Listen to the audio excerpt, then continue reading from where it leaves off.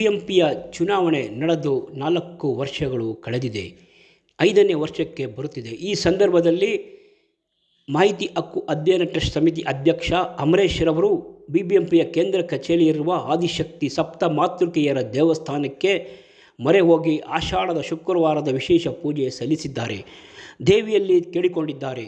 ಶೀಘ್ರವೇ ಬಿಬಿಎಂಪಿಗೆ ಚುನಾವಣೆ ನಡೆಸುವಂತೆ ನಮ್ಮ ಶಾಸಕರುಗಳಿಗೆ ಹಾಗೂ ಮಂತ್ರಿಗಳಿಗೆ ಒಳ್ಳೆಯ ಬುದ್ಧಿ ಕೊಡು ಎಂದು ಅವರು ದೇವಿಯಲ್ಲಿ ಪ್ರಾರ್ಥನೆ ಮಾಡಿದ್ದಾರೆ. ಕಾರಣವಿಷ್ಟೇ, ಬಿಬಿಎಂಪಿ ಸದಸ್ಯರುಗಳಿಲ್ಲದೆ ಬೆಂಗಳೂರು ನಗರದ 198 ವಾರ್ಡ್ಗಳು ನಲಗುತ್ತಿದೆ. ಸಮಸ್ಯೆಗಳು ಎಮ್ಮರವಾಗಿ ಬೆಳೆದಿದೆ. ಸಮಸ್ಯೆಗಳನ್ನು ಆಲಿಸಬೇಕಾದ ಶಾಸಕರುಗಳು ನಾಗರಿಕರ ಸೇವೆಗೆ ದೊರೆಯುತ್ತಿಲ್ಲ. ಇದೊಂದು ದುರಂತವೆಂದೇ ಹೇಳಬೇಕು. ಬಿಜೆಪಿ ಸರ್ಕಾರ ಅಧಿಕಾರಕ್ಕೆ ಬಂದ ಸಂದರ್ಭದಲ್ಲೆಲ್ಲ ಬಿಬಿಎಂಪಿಯ ಚುನಾವಣೆಯನ್ನು ಮುಂದೂಡುತ್ತಲೇ ಬಂದಿದೆ. ಬಿಬಿಎಂಪಿಯ ಚುನಾವಣೆಯ ಜೊತೆಗೆ ಜಿಲ್ಲಾ ಪಂಚಾಯತ್, ತಾಲೂಕು ಪಂಚಾಯತ್ ಚುನಾವಣೆಗಳು ಸಹ ಮುಂದೂಡುವ ಒಂದು ಕಾರ್ಯತಂತ್ರ 2 ಪಕ್ಷಗಳಿಂದ ನಡೆಯುತ್ತಲೇ ಬಂದಿದೆ. ನಮ್ಮ ಶಾಸಕರುಗಳಿಗೆ ಬಿಬಿಎಂಪಿಗೆ ಸದಸ್ಯರು ಆಯ್ಕೆಯಾಗಿ ಬರುವುದು ಇಷ್ಟವಿಲ್ಲ. ಏಕೆಂದರೆ ತಾವು ಸರ್ವಾಧಿಕಾರಿಗಳಂತೆ ಮೆರೆಯಬೇಕು ಎಂಬ ಹಂಬಲ. ಇಂತಹ ಶಾಸಕರನ್ನು ನಮ್ಮ ನಾಗರಿಕರು ಗೆಲ್ಲಿಸಿ ಕಳಿಸಿರುವುದು ನಿಜಕ್ಕೂ ದುರಂತವೆಂದೇ ಹೇಳಬೇಕು.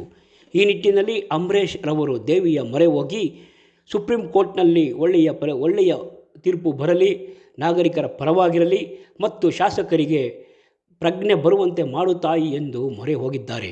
ಅವರು ಮಾತನಾಡಿದ್ದಾರೆ. ಅವರು ಏನು ಹೇಳುತ್ತಾರೆ ಕೇಳೋಣ ಬನ್ನಿ. ಬಿಬಿಎಂಪಿ ಚುನಾವಣೆ ಆಗಿ 4 ವರ್ಷ ಆಯಿತು. ಇವತ್ತರೆಗೂ ಎಲೆಕ್ಷನ್ ಮಾಡಿಲ್ಲ. ಕಳೆದ 4 ವರ್ಷಗಳಿಂದ ಸಾಕಷ್ಟು ಬಾರಿ ಮನವಿ ಮಾಡ್ಕೊಂಡಿದ್ದೀವಿ, ಬೇಡಿಕೆ ಇಟ್ಟಿದ್ದೀವಿ, ಕೇಳ್ಕೊಂಡಿದ್ದೀವಿ, ಬೇಡ್ಕೊಂಡಿದ್ದೀವಿ. ಕಡೆಗೆ ಕೋರ್ಟ್ಗೆ ಹೋಗಿದ್ದೀವಿ. ಏನೇ ಮಾಡಿದರೂ ಚುನಾವಣೆ ಮಾಡ್ತಾಯಿಲ್ಲ. ಕಡೆಗೆ ಈಗ ಬೇರೆ ದಾರಿ ಇಲ್ಲ ಅಂಥೇಳಿ ಆದಿಶಕ್ತಿ ಅಮ್ಮನಿಗೆ ಇವತ್ತು ಪೂಜೆ ಮಾಡಿಸಿ ಚುನಾವಣೆ ಆಗೋದು ದಾರಿ ತೋರಿಸಮ್ಮ ಅಂತೇಳಿ ಕೇಳ್ಕೊಂಡಿದ್ದೀವಿ. ಈ ಜಾಗ ಬಂದು ಮಾತೆ ಆದಿಶಕ್ತಿಗೆ ಸಂಬಂಧಪಟ್ಟಿರ್ತಕ್ಕಂಥದ್ದು ಬಿಬಿಎಂಪಿ ಆವರಣ. ಆದ್ದರಿಂದ ಆ ಕಾರಣದಿಂದ ದೇವಿನೇ ಕೇಳ್ಕೊಂಡಿದ್ದೀವಿ. ಜನರ ಸಮಸ್ಯೆ ಬಗೆಹರಿತಾ ಇಲ್ಲ. ಯಾಕಂದರೆ ಕೌನ್ಸಿಲರ್ಗಳು ಇಲ್ಲದೇ ಇರೋದ್ರಿಂದ ಜನರ ಸಮಸ್ಯೆ ಅದೇ ರೀತಿ ಇದೆ. ಜನ ಎಲ್ಲಿಗೆ ಹೋಗ್ಬೇಕಂತಲೇ ಗೊತ್ತಾಗ್ತಿಲ್ಲ. ಆ ರೀತಿ ಪರಿಣಾಮ ಆಗಿದೆ. ಬೆಂಗಳೂರಿನಲ್ಲಿ ವಿಪರೀತ ಸಮಸ್ಯೆ, ಕಸದ ಸಮಸ್ಯೆ ಇರ್ಬೋದು, ಸ್ಟಾರ್ ವಾಟರ್ ಡ್ರೈನ್ ಸಮಸ್ಯೆ ಇರ್ಬೋದು. ಈಗ ಜ್ವಲಂತ ಸಮಸ್ಯೆಗಳು ಯಾವುದೂ ಬಗೆಹರಿತಾ ಇಲ್ಲ. ಕೌನ್ಸಿಲರ್ಸ್ಗಳಿದ್ದರೆ ಆವಾಗವಾಗ ಕೌನ್ಸಿಲ್ ಮೀಟಿಂಗಲ್ಲಿ ಇದ್ರ ಬಗ್ಗೆ ಚರ್ಚೆ ಆಗಿ ಅದಕ್ಕೆ ಪರಿಹಾರ ಕಂಡುಕೊಳ್ಳೋ ಅಂಥ ಪರಿಸ್ಥಿತಿ ಇತ್ತು. ಈ ಕಳೆದ 4 ವರ್ಷಗಳಿಂದ ಅಧಿಕಾರಿಗಳದ್ದೇ ದಬ್ಬಾಳಿಕೆ, ಅವ್ರದ್ದೇ ಅವ್ರು ಹೇಳ್ದಂಗೆ ಇದು.